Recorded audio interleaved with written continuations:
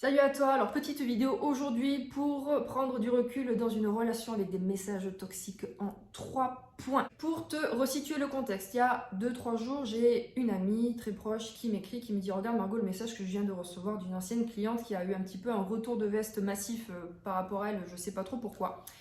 Et pour te la faire assez courte sans rentrer trop dans les détails, elle a reçu un pavé par message où elle s'est fait traiter de nombriliste, égoïste, de immature je crois aussi, où elle a bien fracassé en précisant que tout ça c'était gratuit. Et par la suite, elle lui a dit bah, si on part d'adulte à adulte maintenant, j'exige une relation très émotionnelle, impliquée émotionnellement avec toi, sinon on ne garde pas contact. Et si on garde contact, j'exige, je vais y arriver, j'exige des excuses ressenties émotionnellement. Donc, point 1. Si je regarde ça d'un point de vue design humain, il faut savoir que mon amie, elle est projecteur splénique, elle n'a pas son centre du plexus solaire défini. Donc exiger pour quelqu'un qui n'a pas son centre du plexus solaire défini de s'impliquer à fond dans de l'émotionnalité dans une relation, de partager toutes ses émotions, de partager tous ses hauts et ses bas, ça me semble une hérésie. Clairement, ça me semble une hérésie. Si on lui demande et s'il ne le fait pas spontanément parce que, bien entendu, elle vit des émotions, etc. Mais pour moi, c'est une hérésie que de l'imposer et de partir du postulat que tout le monde peut vivre, peut exprimer, peut ressentir, est équipé pour vivre des émotions avec des gros hauts et des gros bas. C'est ce que, en partie, le design humain m'a permis de comprendre par rapport à tous ces centres-là, ces zones d'énergie, c'est que ces centres du plexus solaire, quand ils ne sont pas définis, ça n'est pas forcément inné pour les personnes de savoir gérer leurs émotions, les exprimer, les ressentir, en tirer des fois une conclusion, bref, de les vivre tout court, ça n'est pas inné. Contrairement à des personnes qui ont ce centre du plexus solaire, qui ont plus de facilité, plus de fluidité à le faire. L'un et l'autre n'est pas une vérité générale, mais de ce que j'ai pu constater, et même moi dans mon entourage, même si ça fait pas très longtemps que je suis dans le design humain, ça va faire 2 ans, les personnes qui ne sont pas définies émotionnellement, c'est des fois ils galèrent pour de vrai. C'est pas qu'ils veulent pas, c'est qu'ils galèrent, ils ne savent pas comment faire. Alors non pas qu'ils savent pas, mais ils ont pas, on sent qu'ils n'ont pas les outils en fait en eux, et c'est un challenge presque de tous les jours que de vivre ces émotions, de les accepter, de cohabiter avec. Donc l'exiger de la part de quelqu'un, je trouve ça aberrant. Bon, ça, après, tout le monde n'a pas les connaissances en design humain, mais avec un peu le recul que j'ai, je trouve ça aberrant. Point 2. Alors, si on prend un petit peu plus de recul avec cette personne, elle a posé son cadre dans la relation. Elle a dit, j'impose, en gros, j'impose, le fait d'avoir une relation très émotionnelle, émotionnellement impliquée, très dans les hauts, dans les bas, dans les paillettes, dans les downs, dans les ups. Ok. Alors, dans ce cas-là, elle a posé son cadre. Et c'est là que je suis revenue vers mon amie. Et je lui dis, dans ce cas-là, quel est le tien? Est-ce que tu arrives à définir ton cadre? Et elle me dit, oui, mais je veux de la paix et de l'amour dans mes relations. Donc dans ce cas-là, est-ce que ce message-là que tu as reçu, est-ce qu'il en diffuse de la paix et de l'amour? Est-ce que tu le reçois? Et est-ce que c'est ce qui te fait ressentir? Oui, non. En fait, c'est très simple. Tu veux de la paix et l'amour dans tes relations. Tu as 2 cases.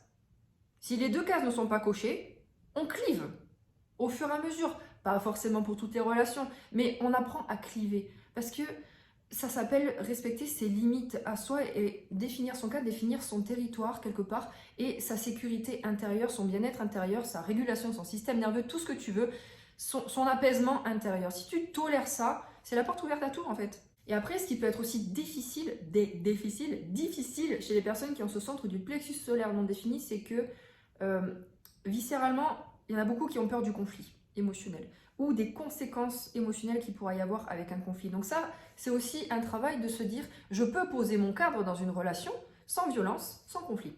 Ah, mais comment on fait? Mais incarne-le tellement que le verbaliser et devient une option en fait. Alors, c'est peut-être facile à dire quand je dis ça, mais c'est la finalité recherchée, c'est que tellement tu es OK avec ton cadre, tu veux de la paix, de l'amour, OK, ça doit transpirer, ça doit être écrit sur ta tête. Voilà. Et les gens vont savoir. Ça peut être, et ça se transpirera dans le langage corporel, dans le langage non verbal, dans tout ce qui est un petit peu autour de toi, qu'en fait tu ne tolères pas autre chose que ça.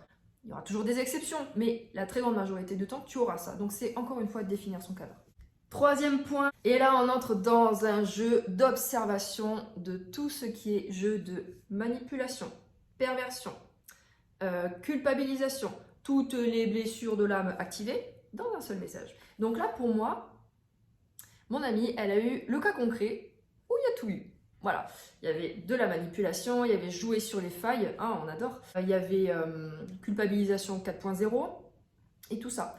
Donc, ce genre de messages-là, quand on les reçoit, on en reçoit tous, hein, on a tous déjà reçu, on en reçoit peut-être pour certains, malheureusement, de temps en temps encore, c'est qu'est-ce qu'on fait avec ça? Donc déjà, c'est arriver à prendre du recul et lire entre les lignes, apprendre à lire entre les lignes avec des points de vue différents. Et ce qui se passe derrière, c'est que ce genre de message va être hyper activant. Va être hyper activant pour notre ego, pour notre fierté, pour tout ce qui est un petit peu blessé ou pas forcément guéri encore à l'intérieur de nous, et c'est ok. Qu'est-ce qu'on fait avec ça? Il faut savoir que ce genre de message, quoi qu'on réponde, ça sera pas bon. Parce qu'il y a tout un jeu de tests à plusieurs endroits pour savoir où est-ce que la personne va répondre et qu'est-ce qu'il a le plus piqué, pardon.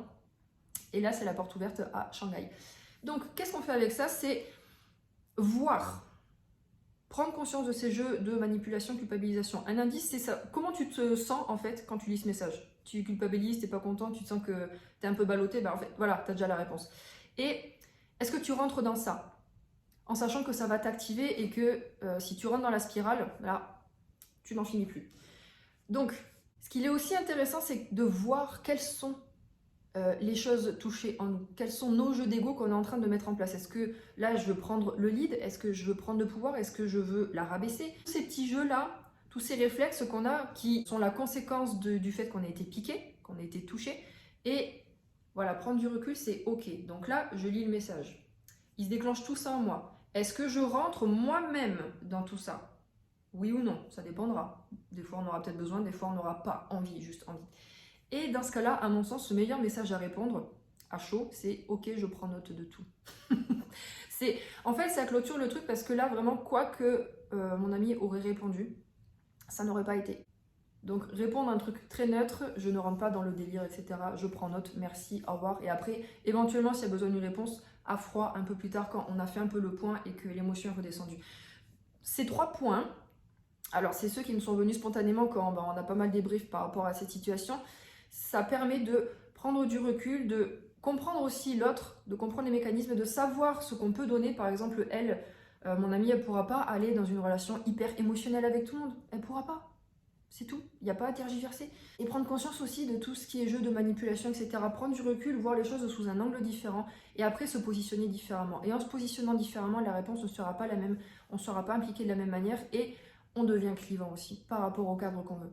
Voilà, j'espère que ces 3 points pourront t'aider éventuellement dans tes relations. N'hésite pas à commenter, dis-moi ce que tu en penses. Si tu as déjà vécu ça, si tu as pu avoir ces prises de conscience à l'issue dans une relation ou des messages qui t'ont un peu perturbé. Merci beaucoup et puis à très bientôt.